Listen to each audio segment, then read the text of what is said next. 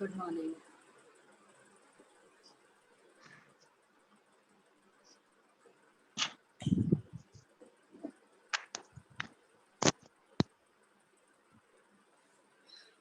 Good morning, Vandana. How have you been? All good. So, did you work on your relationship with your parents? Yes, I did. What did you feel after that? Like, what was the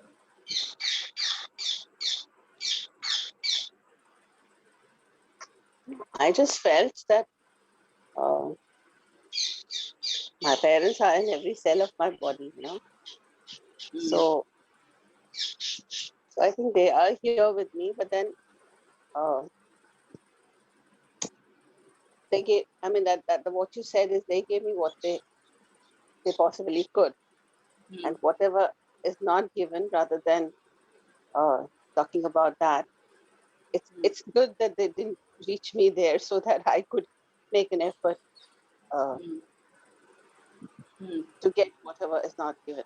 Like I always, normally if a person says, okay, like I was very fond of dancing right from childhood. And my father, mother said, no, it's not for our family girls to learn dancing. So even if it was in school and college, they let me participate. So I always had that regret. Okay, they made me like this, they didn't give me confidence enough. And they didn't let me do what I wanted to. All the blame games was coming. But I believe they came from their own conditioning and their perspective of life and their limitations and all that. So what I realized today that I have to walk beyond those limitations and make my life different. So ultimately, last year I joined a dancing class.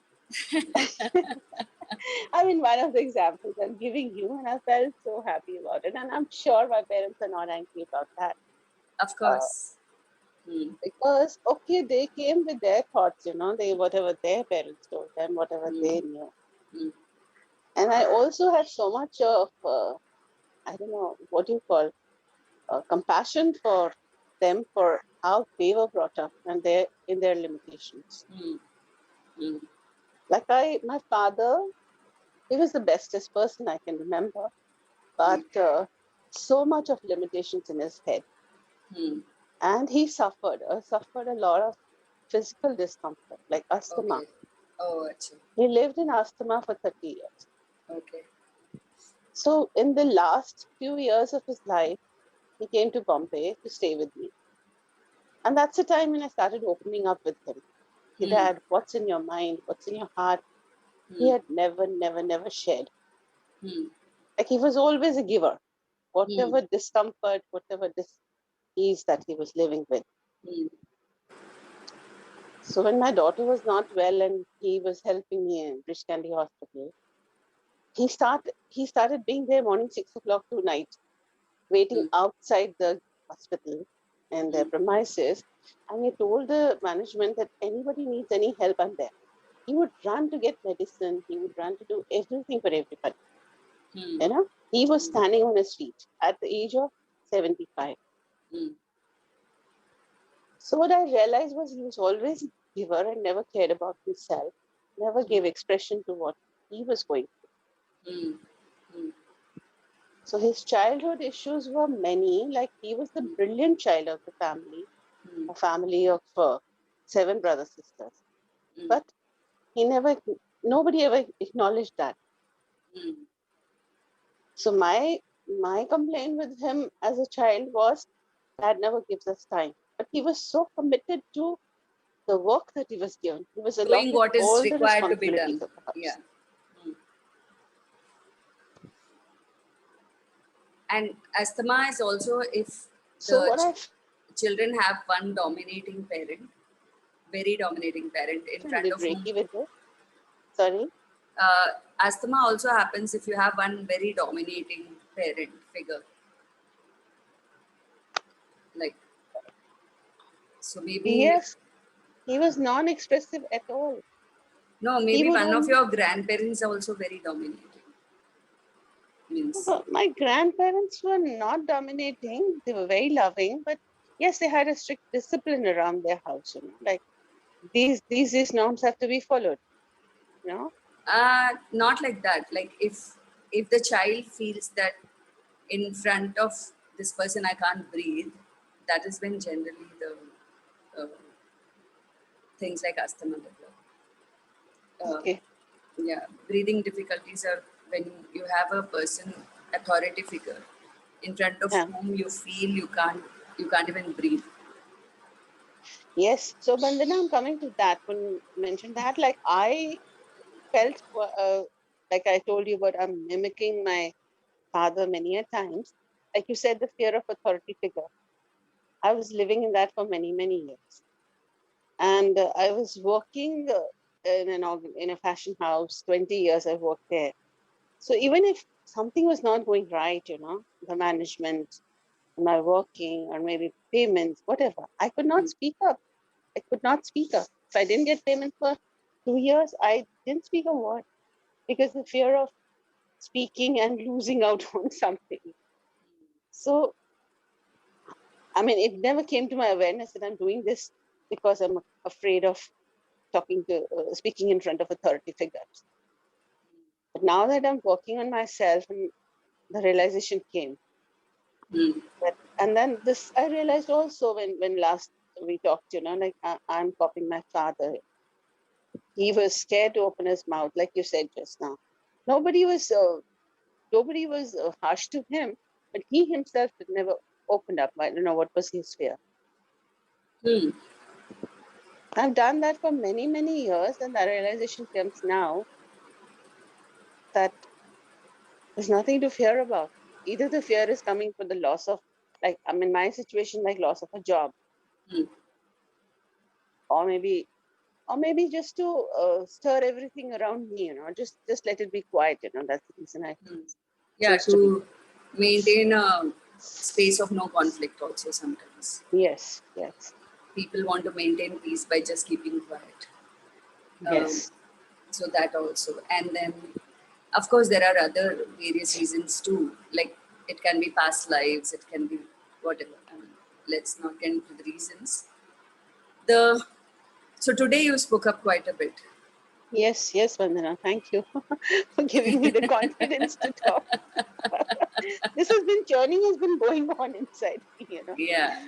So this is where it changes when we heal our relationship with our parents. All that was limiting for them will no more be limiting for us. We will be able to talk. We will be. I mean, whatever they couldn't do, we will be able to do when we have first healed our space with them. And that's so like important for all of us to look at and heal that which is not working for us, basically.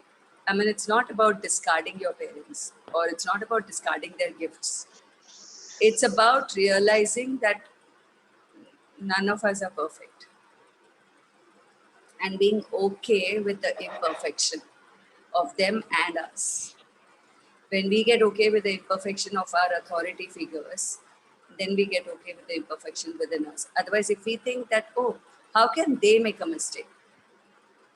Then we never give ourselves the permission to make a mistake. Because then the critical thinking within us will always say that, oh, you've been judging this person for making even one mistake. How can you make a mistake? Right? And then that carries on. And then that creates a lot of need for perfection, need to be one certain way, and like, not even wavering 1 inch from here to there, and all of that. Yeah. Like Yes. almost a no error way of being we want to have, but really can be. No. No way. No ways. I don't think there's anybody in this world, like even the most perfectionist person, like, cannot be perfect. There is no Bandana, perfection. Yeah. I just wanted to say that I am going through this last few months that I'm not able to express. And this time it's not because of any fear. Yeah, it is. See, it is all there from the childhood, from the time we are born, or maybe little later, and then it just goes on. We don't even know now. You may think, oh, abhi to there's no circumstance which should pull me down, or which should do this or do that. But why am I still behaving the same way? Yeah. Now it's kind of very like, there is always a purpose also in the way we have become, and there's the learning, there's a gift. And when we embrace that purpose, learning, and gift without the need for the uh, symptom, disease, lack, then very easily we can sail through that. Knowing that, okay, fine. Uh, why did I have this issue? Okay, this is the purpose, this is the learning, this is the gift. I'm embracing all of this and letting go of the dis-ease. Whatever is a dis-ease. When I say dis-ease, it's not like bigger diseases. I'm talking about anything that creates lack of ease in our bodies. That lack of ease in not, if not even in our bodies, in our minds, in our way of life, in daily living and reality. When we, for example, even if it is the most traumatic event of life, uh, there are a few people who have like a tremendous amount of, that in being in charge, and they Sorry. can being in charge, Okay. who can be in charge even in the most so-called crisis events, and they can just get up, get going, do what is required to be done, and get into the doing mode when you can't be at ease. Okay, fine, do things which will make this easier. And some people will just sit and they'll not even nudge from that position, and they'll cry and cry, and not just cry, they will also feel so like, incapable of doing anything. Now, where does that come from? The very deep rooted feeling, which when there are very capable parents, a child gets. So if the parents are extremely capable, doing everything fantastically, the child can feel extremely threatened inside, that I'm just not good enough. I will never be good enough. I will never be able to match them.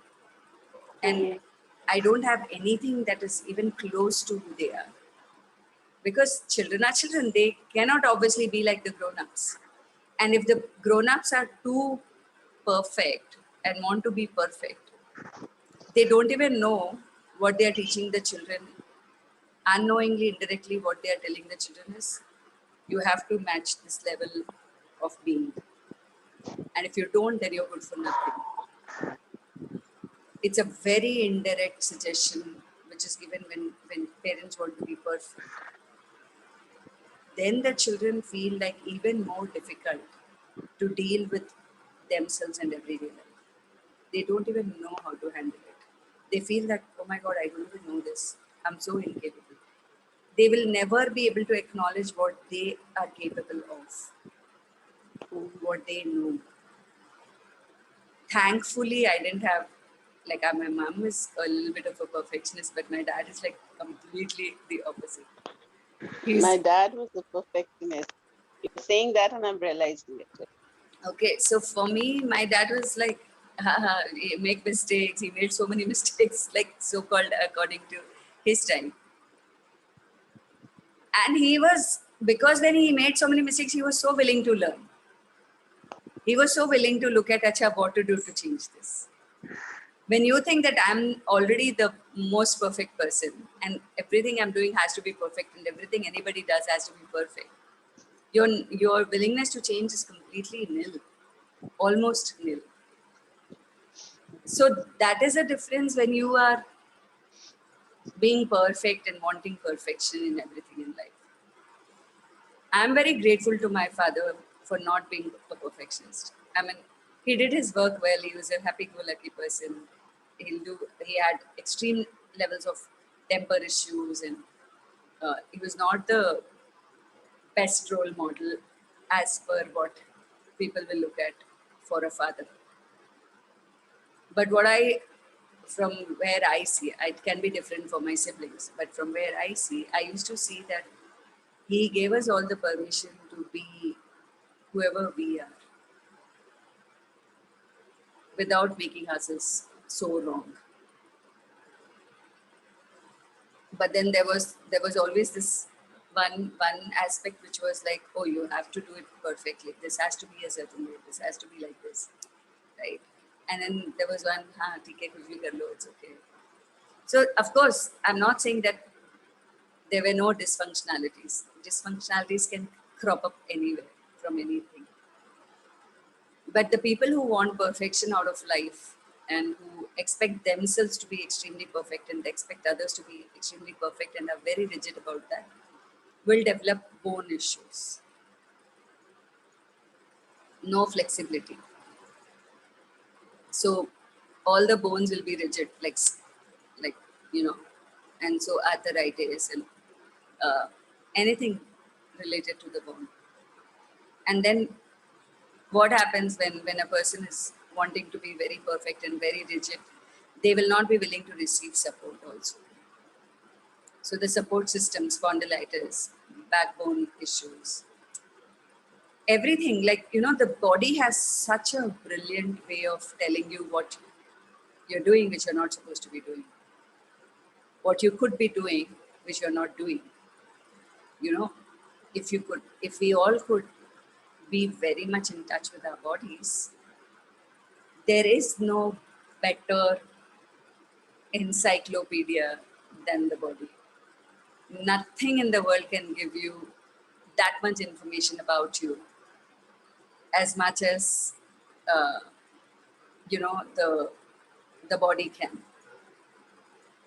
Shashi, osteoporosis is again a weakness in the bones. It's holes in the bones, and so everywhere, if a person feels, bones are all support system basically. So anywhere the person feels like there are holes in my support system, my support system is extremely weak, I don't have anybody to support me. Anything related to bones. Now, what I'm saying is, again, it's like a little bit broader, generalized thing, but there are more deeper metaphysical insights about every disease, which I don't remember. You can read books about it, metaphysics of disease and Louis Hay, You Can Heal Your Life. It has a lot of information about why certain disease happens, what's the thought pattern beneath that. In Radical, we have Radical Crystalline Mendel, but that's not metaphysics of disease, that's different chakras of the body. So, but when you learn these things, and when you examine a lot of people who have the same diseases, you realize oh my God, the body is so brilliant. It can literally tell you what's going on in your space, in your entire life, simply by your body symptoms and your body size, shape, structure, everything. Everything about your body is a direct reflection of what's going on in your universe. You may attribute something, it's hereditary. You may say this is inherited, it's in the genes. Yes, there are things in the genes. 40% of who we are comes from our DNA. 60% is from the cultivated way of being, in the sense, after we grow up a little bit, maybe say 6 years old, 8 years old, we start learning from our environment, and that is 60%. And so 60% is easy to change. 40%, which is in the DNA, is, unless you reprogram your DNA and unless you completely turn different from your parents in your way of being, that doesn't change very easily. Because it's in the DNA, it's coming from the ancestral lineage and your grandparents, and then. So what we cannot change, either we accept it or we, it's make peace with that aspect, then it will change. When we don't make peace with some part of us or some part of our genes and DNA and etc., there is very rare possibility of change. because what we resist will persist, no matter what. Anything you resist will persist. And it is brilliant. Like for me, every day is an ongoing process of learning. Everyday events, everyday conversations. For example, like last 2 days, I'm getting requests of young people who are going on ventilators, and can you do something about it? And I'm just plainly refusing that I can't do anything about it. I'm not, I don't have the strength to do shamanic journeys right now. For doing shamanic journeys, you have to be in a very strong, emotionally fine space to connect to the spirit of something, spirit of a disease, and do healing for that. So I'm not in that space right now, especially because of the death of this close person, my daughter's friend, and I am affected. So when I look at all of these things, and I acknowledge that, yeah, I'm affected by that, and it's okay to not do it, not do one-to-one sessions, or not do extremely difficult sessions, intense sessions. But still, there is a part of me which will feel so responsible, will feel that shit, I'm not doing my work. I'm not taking care of my duties. Then I'll go into the duty mode. Oh my God, what am I doing? I'm just sitting and sleeping, and I'm not doing when I can do something, right? I I will get into this very being hard on myself mode when I say no to people, when I know they're genuinely looking up to me for help, and then that feeling of helplessness that creates so much heaviness. Um, but then instead of making myself wrong or them wrong or anything, I will guide them that, okay, you can do this, empower them as to what they can do, or connect them to more people who can do, other healings which I don't know. Or even if I know and I'm not in a space to do so, you can connect to this person or that person, try doing this. And then I work on that aspect of me, that, okay, what's going on inside of me when I'm saying no. Of course, it took me a long journey to learn to say no to people. But even now it's pretty much easy for me to say no for a lot of things. For example, if somebody calls me for a party, I'll say no. I don't go to social gatherings. I won't care. Like really, it won't do anything to me. If I have to, if I have a session, if I have to say no to a conversation with someone, if someone says I want to talk, I'll say sorry, I don't have time. I can't talk. All that I no more feel guilty about. Earlier, I used to feel guilty and responsible for even the smallest things if I say no. That, oh my God, this person asked me this and I didn't do this. Now that used to come from a very space of I'm not good enough, and to be good, to feel good enough, I must do what people are telling me to do, and I'm not an obedient child, and so I have to learn to be obedient, and I have to say yes to anything what anybody is telling me to do. Now, these are the things which, of course, I've identified in a lot of my therapies and workshops and all the things that I've done for myself. Like, am I completely out of every pattern of my life? Maybe not. But am I in a position that I can immediately identify, okay, where is this coming from? Who's reacting?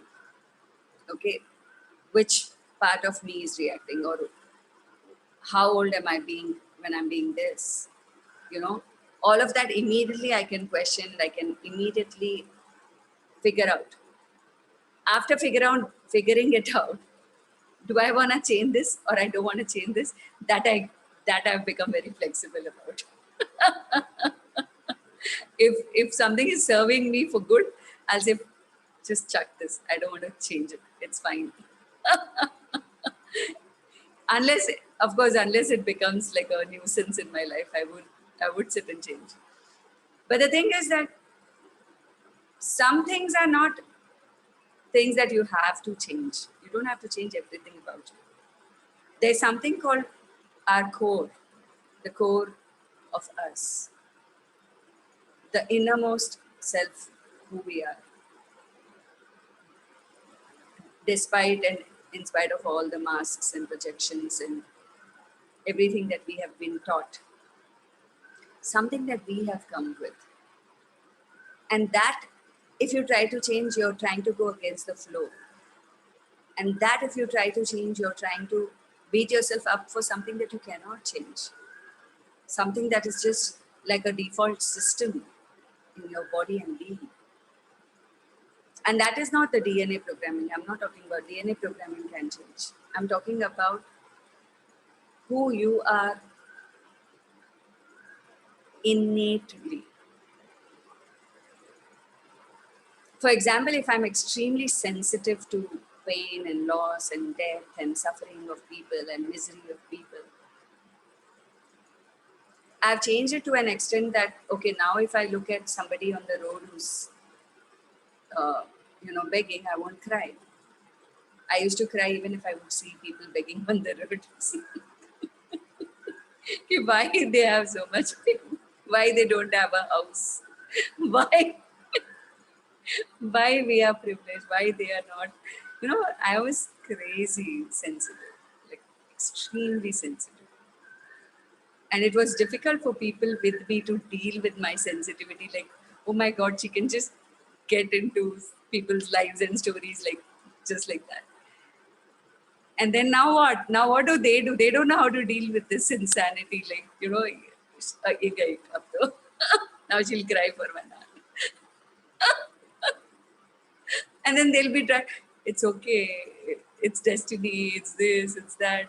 People will try and I wouldn't I wouldn't get out of that. If I see a movie and if I see somebody suffering in a movie, I used to cry. People have to come and tell me it's a story. It's a movie. It's not happening in real, but so that level of whatever, I don't know what that is. So to now be able, now what? Even today, if I see some, for example, a movie which has a lot of killing and these violence, and it still affects me. I can't change that. I stopped watching those movies. I stopped going to those places where I can't handle that much of pain. That is what I did to change that. I can't change that. So the things that were triggers and I worked on all those things, and now it doesn't affect me that much. But still, I know the innate being in me is sensitive. Simple. Period. So now what? Now then, don't watch things, movies, or if where there is too much pain, then don't go there. You don't have to. Like, for example, I was connecting to a person who was volunteering for an NGO. And then they were every day dealing with abuse and violence and physical violence where children were beaten up black and blue by their parents. I used to be in awe of the work that these people did. I used to think, "Arey, main to kuch bhi nahi kar rahi." But then I realized कि मैं कर ही नहीं सकती हूँ वो काम. ये मेरे बस का ही नहीं है. But how much ever I want to maybe go and volunteer for an NGO, but I can't see pain at the face of it in a very harsh and crude way. It can literally thrash my being, and my body can hurt like crazy. So if I don't have some capacity, I would not beat myself up anymore to be able to do that, which I can't. And it's okay. I mean, I can do what I can. What I can't, I would not beat myself up for not doing. So these are the things also we have to learn, that there are some things that they are the way they are. You don't have to change everything about you. And so, it's beautiful to see all my healing has helped my children or my ex-husband or my mother, my father, my brothers. They all now have embraced me for who I am. Instead of telling me, अरे क्या है बेवकूफ के जैसे रो रही है, क्या इतनी सी बात पे रो रही है, एक पिक्चर है क्या है? No, all of that is gone now. Now they all have accepted me the way I am because I have accepted me the way I am. So instead, like how, you know, yesterday I was talking to my son, Mother's Day, and he called me and all of that. So I told him, अरे मैं ना अभी एक हफ्ते पहले पता नहीं, मेरे को तो याद भी नहीं है, नाम भी याद नहीं है, बट मैं कोई नेटफ्लिक्स पे कुछ देखने बैठ गई, रात भर बैठ के देखी और मेरे को इतना डर लगा रात को, और मेरे को एकदम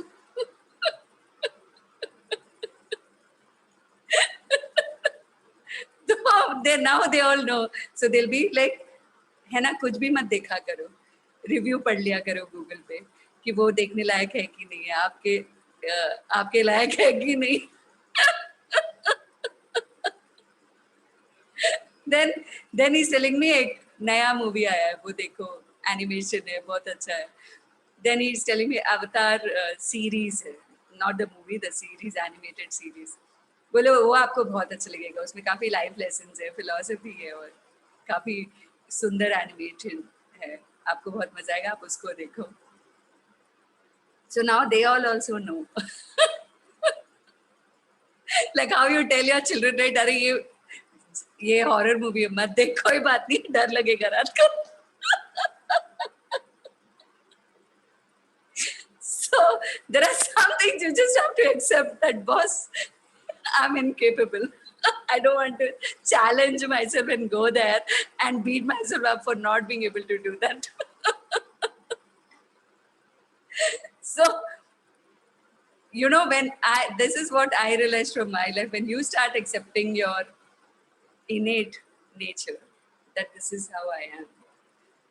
And when you start learning how to, that is also a way of protecting yourself, that not indulging in something which is so difficult for you to handle, that you come back home feeling sick. Not required. I mean, I don't have to go and work at the hospitals if I can't. It's not necessary. You know, it's not at all necessary. I can do justice to who I am and what I'm doing just simply by acknowledging that, okay, these are my strengths and these are my weaknesses, and I don't need to change always my weaknesses. I don't have to convert everything into strength. I can just let them be, and I can focus on my strengths. And I can utilize this in the best way. Hai weaknesses to hai, it's okay. Why do I have to be perfect? When I am not perfect, when I'm okay to acknowledge that, oh, these are the parts which are very difficult for me and I don't know how to do this and this and that. Now that gives my children the space to breathe, and it's okay to make mistakes. It's okay to not be able to do something. It's okay that I am weak at certain aspects of my life. So they are okay to share with me what they feel weak about. They are okay to share with me when they are stressed and they can't handle it. Because I don't have any desire for perfection. Because the fact is that you can never be perfect, whether you like it or you don't like it. You can live in the illusion of perfection, but you can't be perfect. Because imperfection is a norm of human existence. You know, what is that? To err is human, to forgive divine. Right? So yeah, we all have the tendency to make mistakes, and it's okay. इतना क्या मतलब responsible feel करना है, बुरा feel करना कि अरे मैं कैसे गलती कर सकती, मैं क्यों नहीं गलती कर सकती, कोई भी क्यों नहीं गलती कर सकता है. क्या है मतलब, क्या रोबोट है क्या कि प्रोग्रामिंग है, वो प्रोग्रामिंग में भी गड़बड़ होती है. That also falters at times. Systems, machines break down. Everything can break down, and it's okay. Can I ask a question? Yeah, sure. ऐसा क्यों होता है कि many a times when you know with particular people who are very close with, वही pattern में झगड़ा बार बार repeat होता है, वही बातें, वही सब कुछ, but there's a particular pattern. Why does that happen? I'm like always wondering क्यों यही बात पे हमारे झगड़े होते हैं, या फिर same thing keeps repeating. Yeah, Sorry, that is, see, that needs work. Okay. If it is something that is repetitive in your life, then there is something that you haven't yet identified. You haven't yet recognized some part of that pattern, that what is repeating in your life. There you have to like sit and look at it very objectively, like in a professional setup. In a professional way, you have to look at things that, okay, what's going on? You know, so character A, character B, character C, character D. How many of our characters are involved in that pattern? You have to check each person's role in that pattern being maintained and not only beat yourself up for the pattern. It's always I've seen that the trigger points are the same. You know, हमने it's हाँ, a so, active with the friends I'm talking. They're a couple. sorry. उनका it's about a couple whom I'm talking, my friends. So whenever they call about their fights or anything, so it's always the same trigger point कि उसके husband ने कुछ बोला तो वही बातों पे वो गर्म हो जाती है, या फिर पत्नी ने कुछ बोला तो पति बहुत गर्म हो जाता है. बट वो मैं अगर नोटिस कर रही थी कल बैठ के कि इन लोग की बातें सेम चीजों पे बार बार झगड़े हो. तो I was just wondering why are they doing it. Sorry बोल दिया लास्ट टाइम, खत्म हो गया, फिर वही बात पे झगड़ा. Because they are not able to accept that part of themselves, right? And the other. Like some things people will not change. And if you're never going to accept that, it is you're only going to, keep on being in conflict, but you're not able, you will never be able to change it. For example, I hate people who lie. And I got married to a salesperson. Salespersons are liars. All the time. They have to, right? They have to sell products, come what may. They have targets to achieve, and they have to tell all the lies in the world to make someone buy the product. And slowly, gradually, whatever is your profession, a part of it comes into your life also. Okay.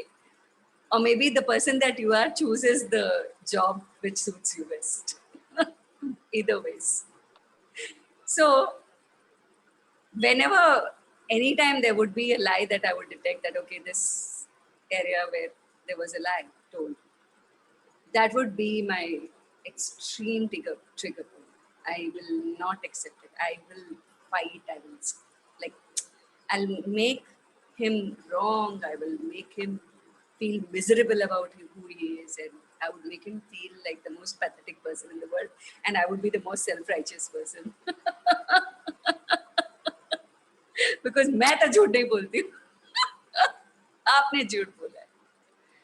Now, if I'm going to continue doing that for my life, and if that person has a fear of actually saying what he feels, like how Kiran said, I can't talk. If he has a fear to talk what his truth is, he'll never be able to do that, what I'm expecting of him. And he didn't.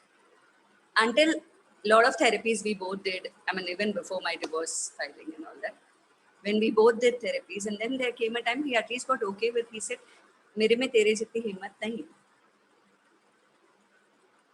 मैं तेरे जितना courageous नहीं हूँ कि हर बात सच सच बोल सकूं, मेरे को नहीं आता है.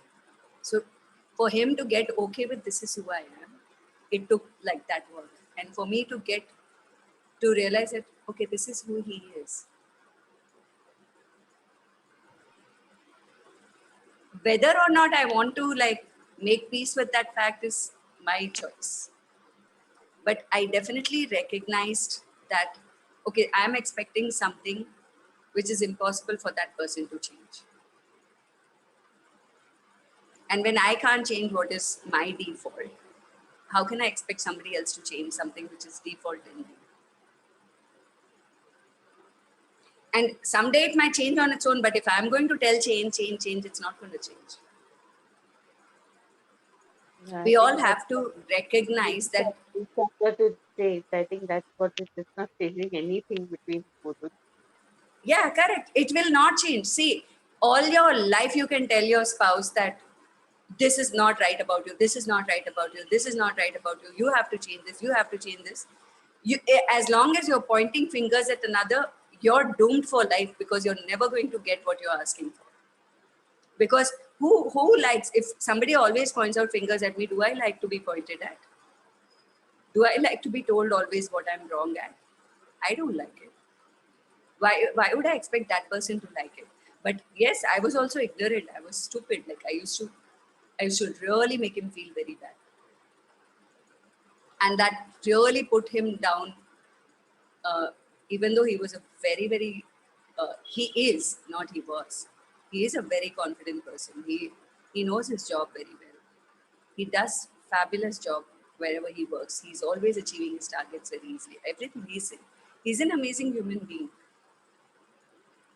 Between us, there was this huge conflict where I would always be self-righteous about, I don't lie, why do you lie? And he would he would not say only, now only he says that it's okay, that this is who I am. But earlier he wouldn't even say it.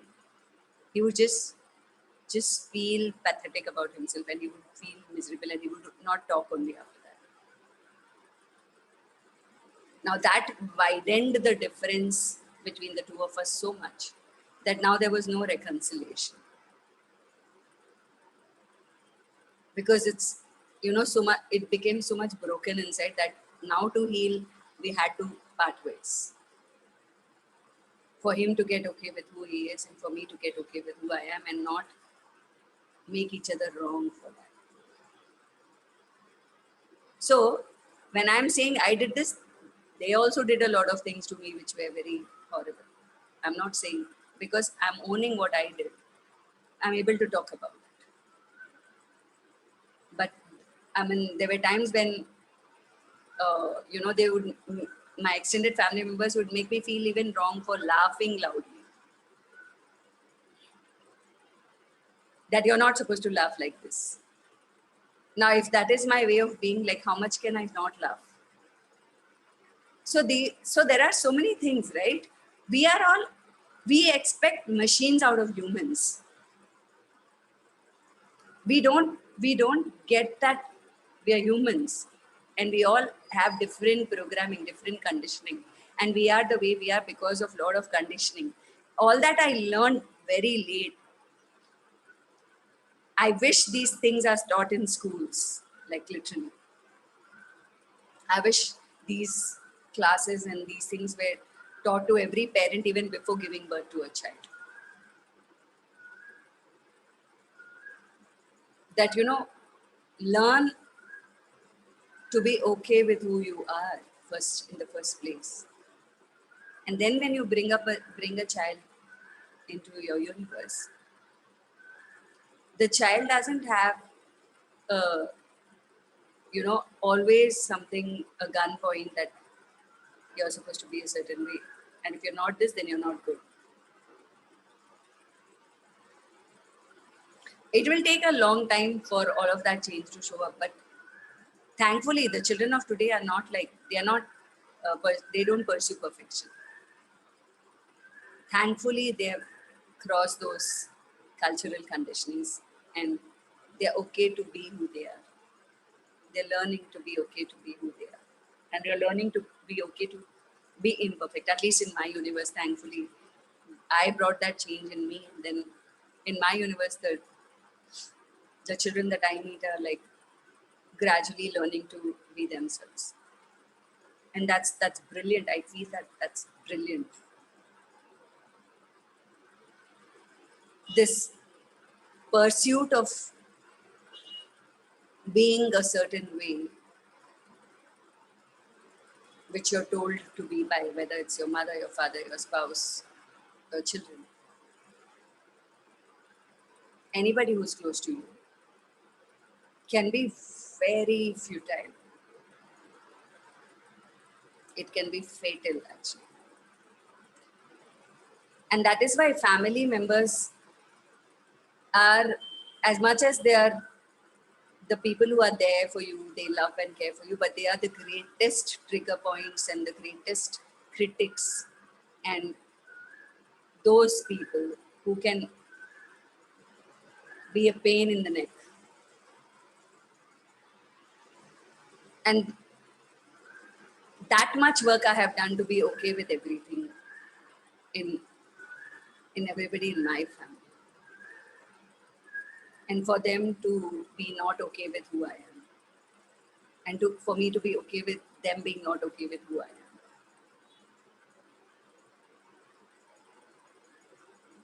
It You takes need a work. lot of courage for that, Chandra. It takes a lot of courage.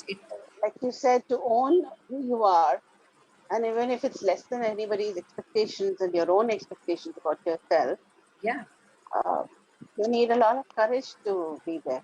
it does. It more than what I realized is when somebody told me, "Oh my God, Bandana, the life that you have lived is very courageous, and the steps that you've taken." But I said it more than it takes a lot of courage. It takes a lot of fear to begin with.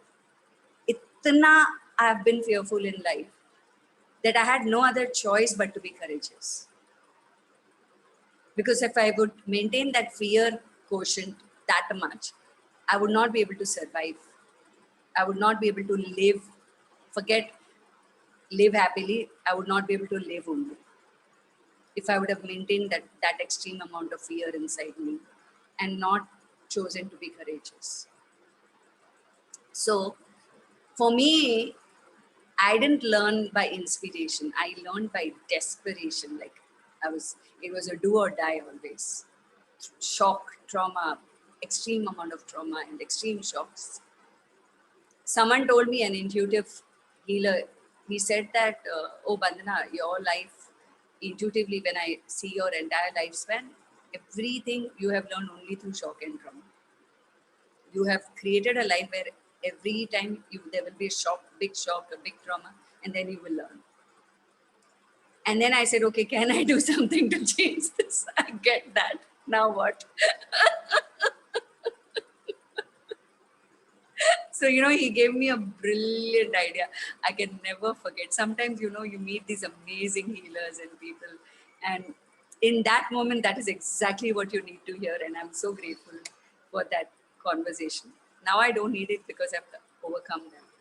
He said, wear a bracelet or something which has like a fluorescent color, like a very shocking color. He said, you always wear these whites and sober colors and you don't wear like very bright things. So, wear a bracelet which is extremely shocking for you, which you can't imagine this color, like that you can wear this color. So, like a fluorescent green and orange or something like that, red, pink, dark pink. And he said, whenever you look at it, make your subconscious believe that this much shock is enough. I don't need more shocks in life. Vandana, maybe I'll take this advice because when you talk, I feel as if it's you're talking about my life. Even the same thing with me. I mean, I literally, ran out of my in-laws' home to survive. Like after 6 years, I was like, I cannot live, I cannot thrive in this house, I cannot live in this house. I literally, packed my bags and I came to Bangalore, and with nothing. So again, if when I see it was almost like starting a new life, and I had to take these extreme steps to leave the entire family, my family, his family, just to thrive. Yeah. And again, it was again out of desperation, not out of inspiration. So when you're talking about it, it's almost the same when you're talking. See, I somewhere or the other, everything that I talk about will resonate, say 10% with somebody, 50% with somebody, 80% with somebody, 100% with somebody. But it will resonate because I chose a very brilliant life. Default blueprint मैंने बहुत सही सही blueprint mark किया था life के लिए कि आगे चल के my life is going to tell a story which is going to like enable people to heal. So yeah, it is like, I can laugh at all of that now. It's so brilliant. I feel so good about that. I don't have to cry at every second thing now. I don't have to feel sorry about every second thing now. I don't have to feel guilty. I don't have to feel responsible. I'm just like, fine, man. it's it took me a lot of work, more than courage, persistent work to change not just what was not working for me, what was unhealthy inside me, and how much I was holding on to the hurts and the bitterness and the whatever that is, that doesn't allow you to breathe freely. And you know how much ease it becomes when you do a lot of work, change, and then suddenly you come to a point that okay, fine, there's nothing to change.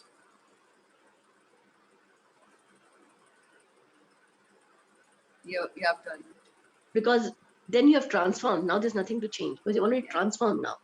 So now I don't feel like changing anything. It's change. Every change must be natural. Whatever has to change must change on its own. I'm not going to do anything to change. Now, if people want to be with me, they change. I don't want to be with anybody. I'm okay with my alone, just staying alone in my house, and I'm happy. I don't. It's a beautiful space. Like, oh my God, I was so fearful of being alone, and not so that people be with me. What and all I have done. What and all. People can't imagine the level of hurt I must have given to myself in order to just be with people, to please people, to be in the good books of people, or whatever that is. Now I don't. I'm good. And I'm also when I'm in allowance of who I am, I can truly be in allowance of who everybody is. I can be in allowance of somebody who's crying, somebody who's lying, somebody who's pathetic as per this world. But I can just be, yeah, okay, fine, I know it happens. It's okay. That space, that, you know what Access talks of energy, space, and consciousness. Being the energy, the space, and the consciousness. That is only possible when you recognize that, like how, like literally Access also has changed a lot in my life, that everything that I think, I feel, I decide, I judge is just an interesting word. That it's just interesting. Wow, interesting. When someone comes and says that, oh, this person is like this, the first thing in my head, now it has become default, it'll be like, okay, interesting. I would never say, how can that person do like this? No, I think interesting, nice, good. And then I will see, let's go further, let's dig deeper, let's see what's beneath that, why the person is the way the person is. Now, why people are, if you go into the why people are the way they are, there won't be even one person in the world from whom you should have complaints.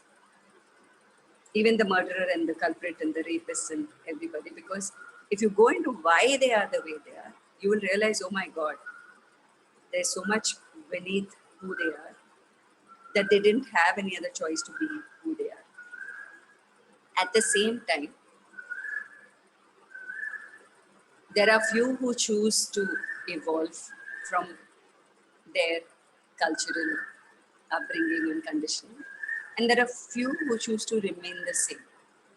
They don't want to change anything. They feel that they are perfect the way they are. Even if they're beating up somebody, they feel, that is what I'm supposed to be doing. If I don't beat, this person will never realize. I've heard husbands saying that, कि नहीं मार खाने से इसको अकल आती है. Like I've heard men saying that. कि इसको मार पड़ती है ना तभी इसको समझ में आता है, इसको बिना मारे इसको समझ में नहीं आता है. Like there are people who talk like that. And there are people who are taking the beatings. Like for 20 years of marriage, I've met women, gorgeous, beautiful looking women, perfect shape, perfect body, money, everything. But they will get beating by the shoes of the man, and they will sit and cry, but they will not complain. They will think that, oh, that is my destiny. So when you deal with that many people, right, then you really get to know that, oh my God, I'm just like, you know, sitting and making big things out of the most trivial things in life. If you go out into the world and you look at lives, right, even the most glamorous lives, you realize, oh my God, how fortunate am I?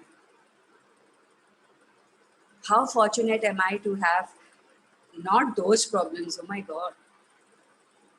And it's not about first world issues and second world issues or third world issues. I'm talking about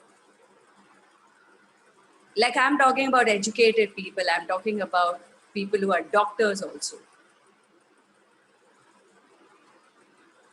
Their lives also have like miserable stories to tell sometimes.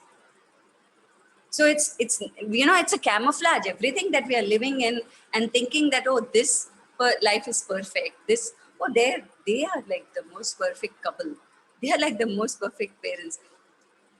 Let me tell you, there is no perfection. Like I can write it 1,000 times and tell to people there is no perfection in this world.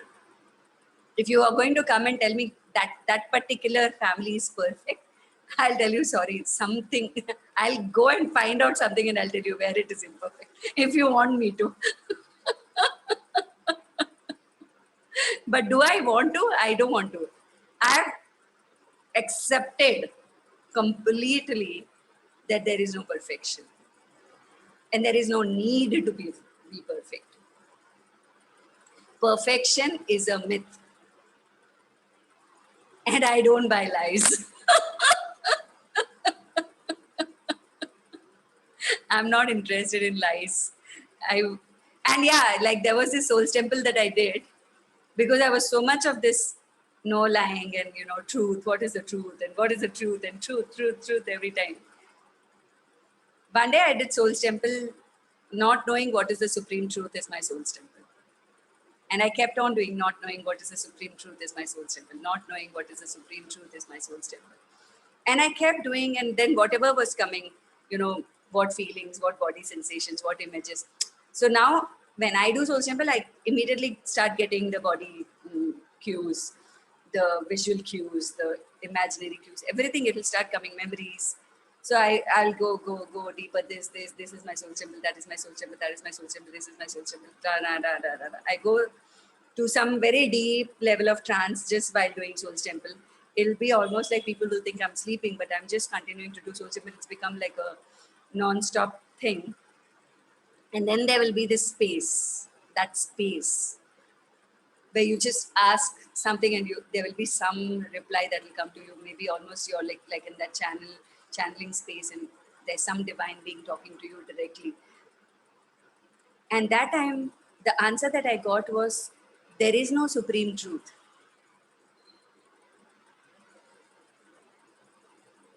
I was like, then what is everybody running behind when there is no supreme truth? They are running behind an illusion of supreme truth. Okay, then I asked them, then how does one know the supreme truth? So you can never know the supreme truth. You can only become the supreme truth. I said, okay, what is becoming the supreme truth? So dropping all the projections and everything that is untrue about you, then you become the supreme truth. And everything that is untrue about us is everything that we have been told is true about how we are supposed to be. And then that day I was like, wow, okay. Then how does one take the path of becoming the supreme truth? So then the reply that I got was, every day letting go of everything that is not true about you. Every day on an ongoing basis, letting go of everything that's not true about you. And the conversation went on and on and on, and then there was this point in that moment for me. It was like, okay, the pursuit is futile. There is no supreme truth. You can only become something by letting go of what you're not. Not trying to become something that you're not. Become more of you. Become who you are in your core being. And when that realization, just, of course, that was the beginning of change. That was not when I realized everything or self-realized in that moment. No, it was just the beginning. Like almost it was like the step one, the first step to recognizing that I'm never going to know everything.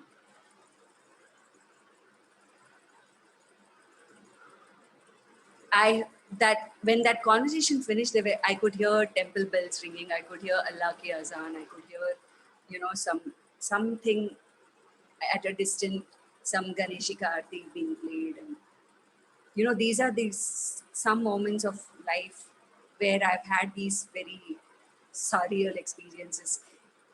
Like it's almost like a conversation with God, and then these temple bells ringing and everything. It just puts me into this space of wow, like, was this just something that really happened? But then when I look at what was told, and then now when I look at my life, I feel that just put me into the path of self-realization. Am I, wow, enlightened now? No, I don't want to be. Do I want to be Buddha? No, I don't want to be. I don't want to be anything. Anything but me. Because I completely, totally, purely believe that if God made me a certain way, He made me like this for some reason. And He knows better why. I don't have to know. I don't have to know everything. I don't have to know anything, honestly. Every day, if today I'm facing something which is difficult, okay, let me sit with it, do what is required to be done to change that, please.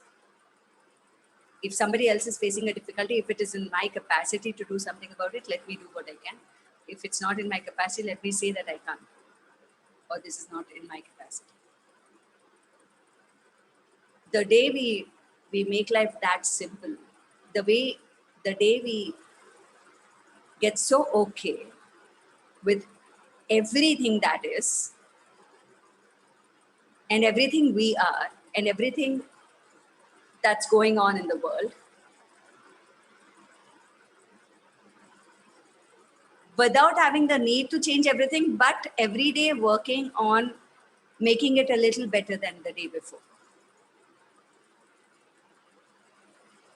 When I say little better than the day before, I'm not saying because the day before you were not good. No.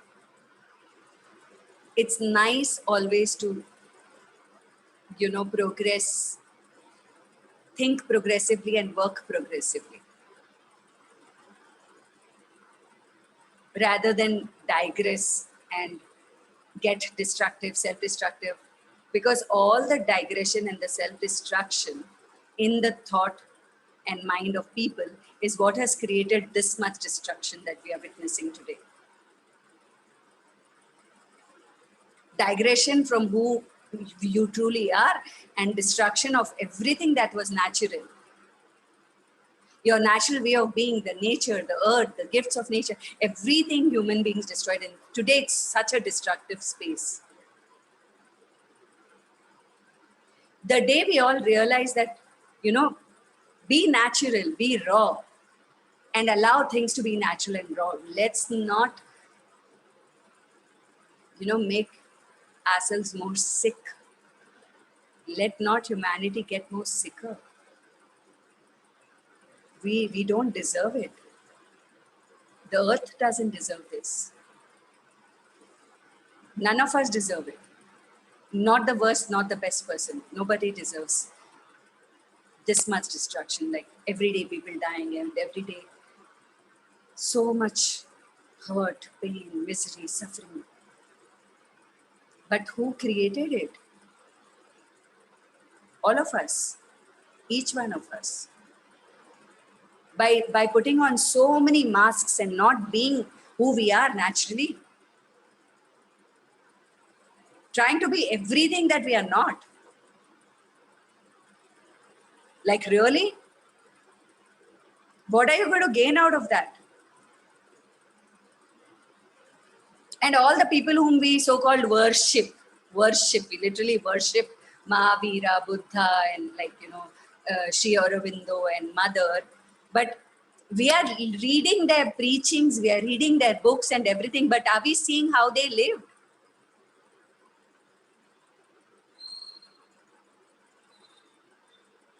That we don't want to see. We only want to read and gain knowledge. Sorry, knowledge is not the only path. Yeah, and then if you immerse yourself into knowledge like a Vivekananda, then you can be self-realized only with knowledge. But there are 4 paths to yoga, which the Bhagavad Gita talks of: the Bhakti Yoga, the Dhyan Yoga, the Jnana Yoga, and the Prem Yoga. So you can choose what you want. You can choose devotion, you can choose knowledge, only gaining knowledge, and via knowledge reaching that point of communion with the divine, or devotion, or love, or meditation, and becoming that, like people like how on one leg they stood for 1,000 years and they meditated, like that also. The rishis, the munis, and all of that. Or go and read all the Vedas and gain your knowledge to that extent. But are we even capable of any of this, honestly? I think the simplest form was bhakti, or the love and the devotion, because that is innately in us. We don't have to cultivate anything. We love. We know how to love. We all know how to love. We all know how to be devoted, because we are devoted to each other and to our lives and everything. That love and devotion is very simple. It's so simple, you can easily cultivate that. In that, letting go of everything that is not love, letting go of everything that is not devotion, choosing by elimination of choices.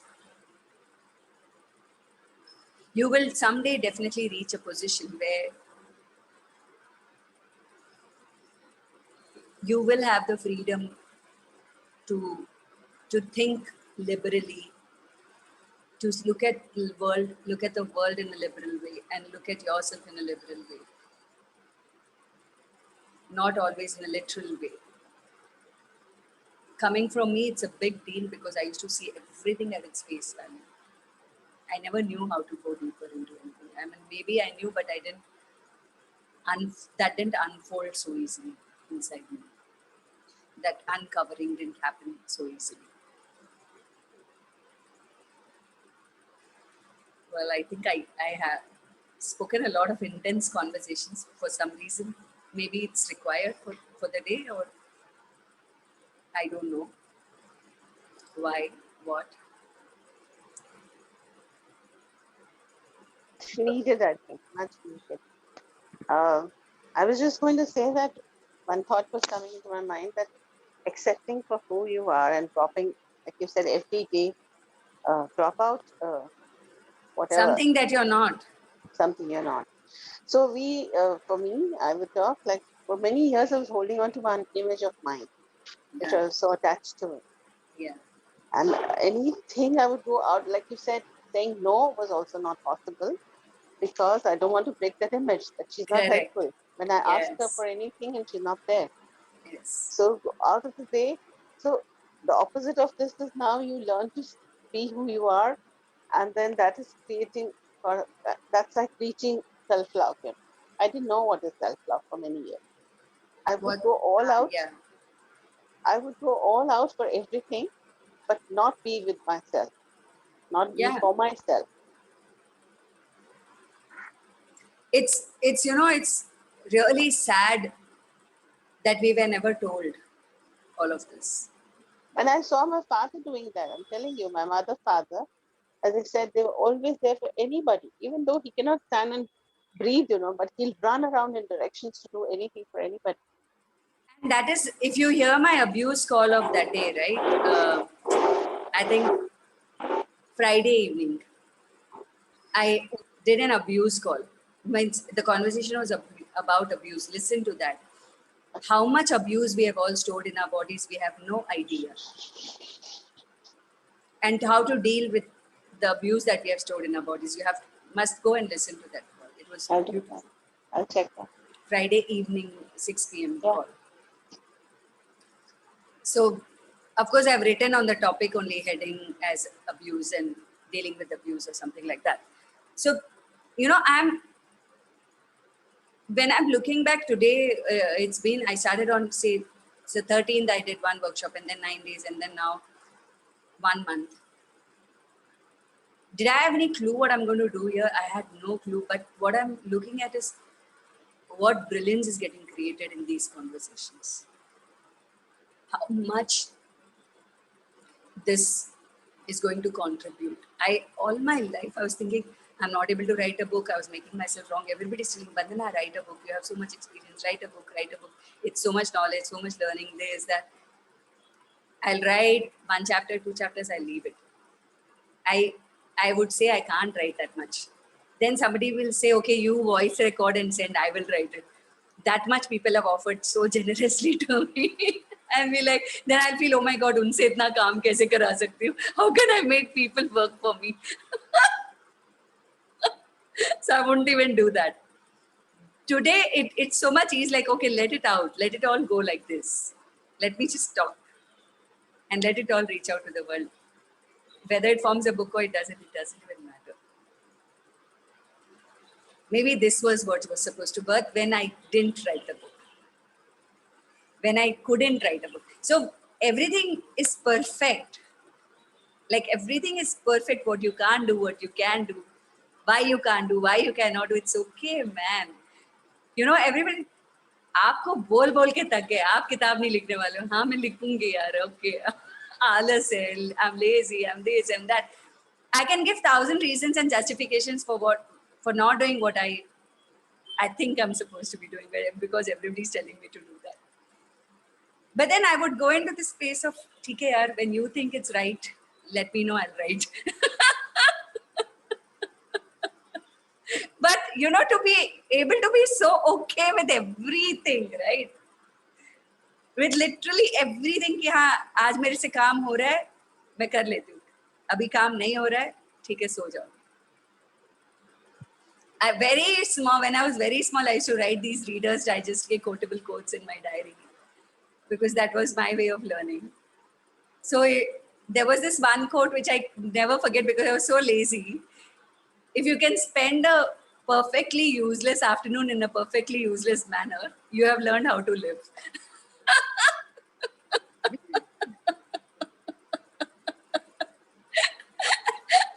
I used to feel, wow, I know how to live.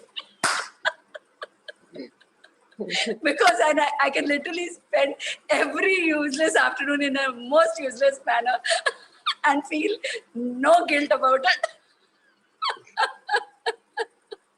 Then everybody made me feel guilty. And then I wanted to become responsible. To learn that, okay, fine, all the responsible people are just overburdening themselves. Doing things out of devotion is a different thing, and doing things out of responsibility and duty and I'm supposed to be doing blah, blah, blah is too much of a burden. No need. You learn how to be useless. Sometimes, being useless is the best thing you can do to yourself. See, what's true makes you feel light. I just feel like, wow, I'm so useless and I can continue to be useless all my life and not feel bad about it. So, you know what? This is what it is. Today, we're not doing any Soul Chapel. I've already overshooted the time. It's 7:50. So now you do your own Soul Temple. I'm going to be perfectly useless for today.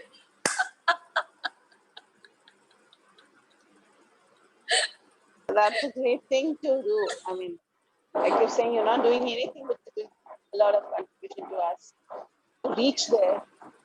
It's all okay. Yeah, like literally, if these conversations can make you feel good about you just the way you are, I will think that accomplished, mission accomplished.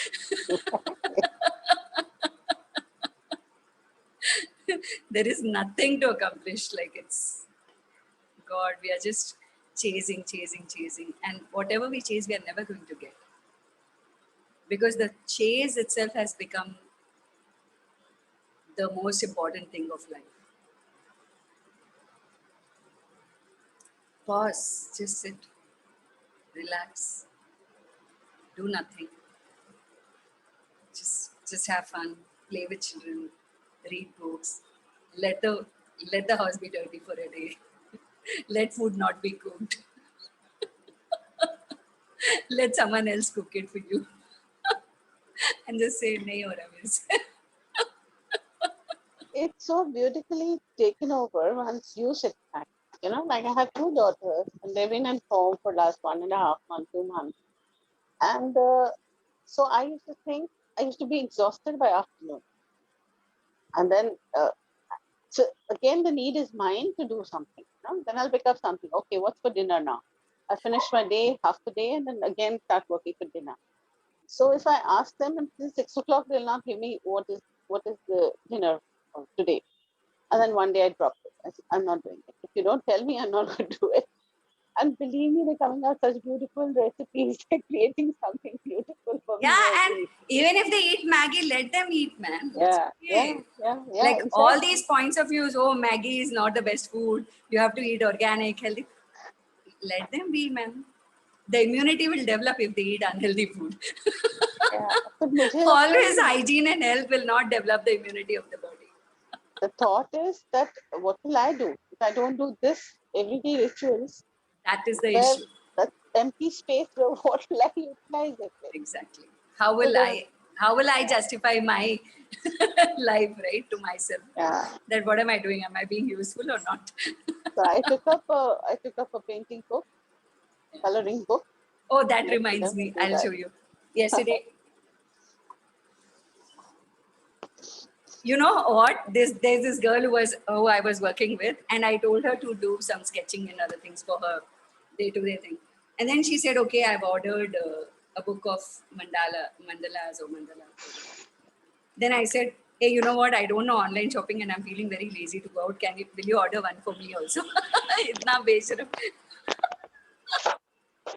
Then yesterday I got the book and I started coloring this. Nice. It took me like, I think half an hour, 40 minutes just to do this much. But it gets you so present. So now this is what I've cultivated. A drawing copy here. I don't. Oh wow, that's did this. beautiful. Please click a picture and send it to me. Yeah, sure. It's beautiful. So now Thank you. sometimes this is so nice, right? Sitting and simply doing coloring. 1 घंटा तक बैठ के. It takes a lot of presence, and you know it has to be colored nicely and this and that. So you become so present. Yeah. That is beautiful. Arts forms are beautiful. Like maybe today you can all do that. Do something which is artistic, in the sense either sing a song and record, or do a painting or a drawing or a dance. Record it, look at how you feel when you dance. Vandana, one of my mentor, what she used to tell me was, do a left hand drawing, because when you're doing a drawing with your left hand, you become more present. Right hand into, it will just go on Yeah, subconsciously. I was doing with both hands yesterday. Yeah. Half of the side I was doing with right hand, half of the side I was doing with left hand. Yeah. So she would So always I've say, done this with my left hand only. All these drawings that wow. I've done, Ah, it's by left hand only. Yeah. wow.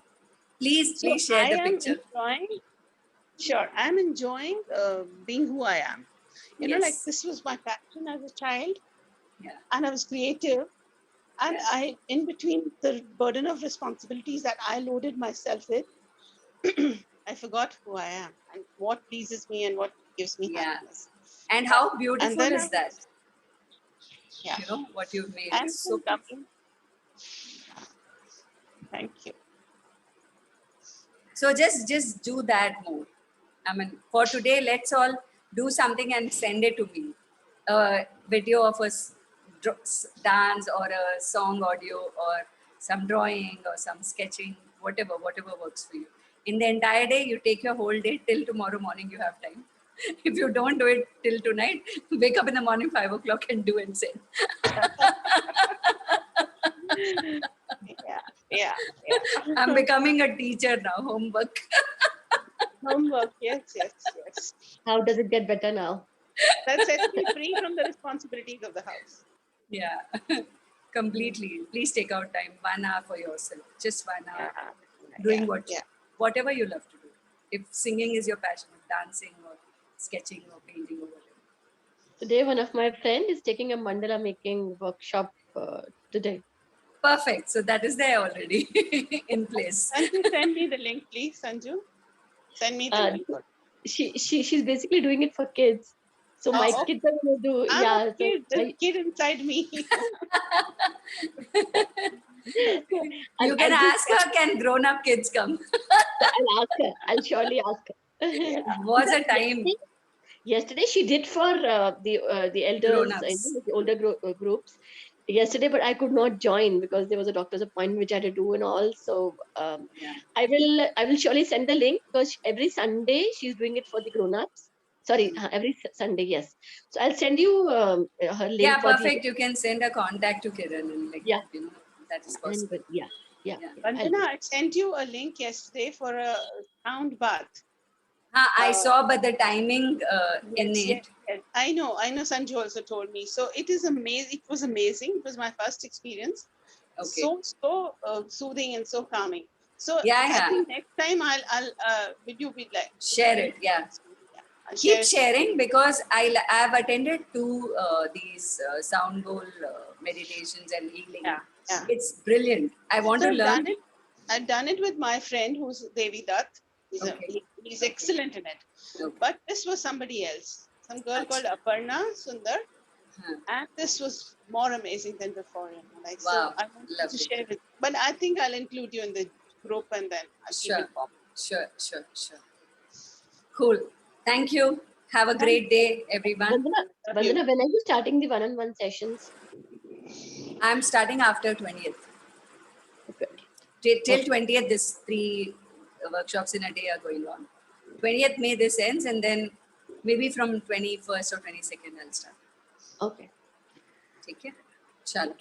So much, dear. Thank you. Thank you so much. God bless you.